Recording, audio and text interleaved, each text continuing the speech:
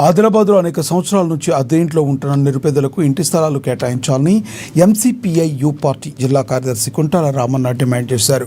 సోమవారం కలెక్టరేట్ కార్యాలయం ఎదుట నిరుపేదలతో కలిసి ధర్నా చేపట్టారు. అర్హులైన పేదలకు కేటాయించిన స్థలాల్లోనే ఇందిరమ్మ ఇళ్లు నిర్మించి వారికి సొంత ఇంటి కల నెరవేర్చాలని వారు డిమాండ్ చేశారు.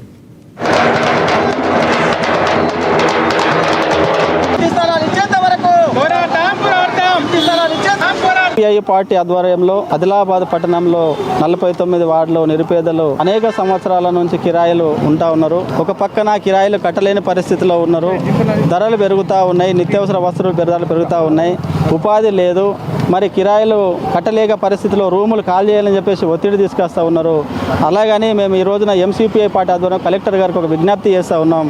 అర్హులైన నిరుపేదలకు ప్రభుత్వ భూమిలో ఎక్కడైతే ప్రభుత్వ భూమి ఉందో అక్కడ భూమిని కేటాయించి నిరుపేదలైనటువంటి వారికి అక్కడ స్థలాలను కేటాయించి ఇందిరమ్మ ఇళ్లు నిర్మించి ఇవ్వాలని చెప్పేసి జిల్లా కలెక్టర్ గారిని ఉన్నత స్థాయి అధికారులకు విజ్ఞప్తి చేస్తూ ఉన్నాం.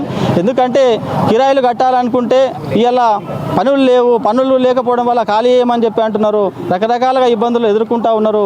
కావున ఉన్నత స్థాయి అధికారులు స్పందించి వారికి స్థలాలు ప్రభుత్వ స్థలం భూములను కేటాయించి ఇందిరమ్మ ఇళ్లు నిర్మించి ఇవ్వాలని చెప్పేసి విజ్ఞప్తి చేస్తున్నాం.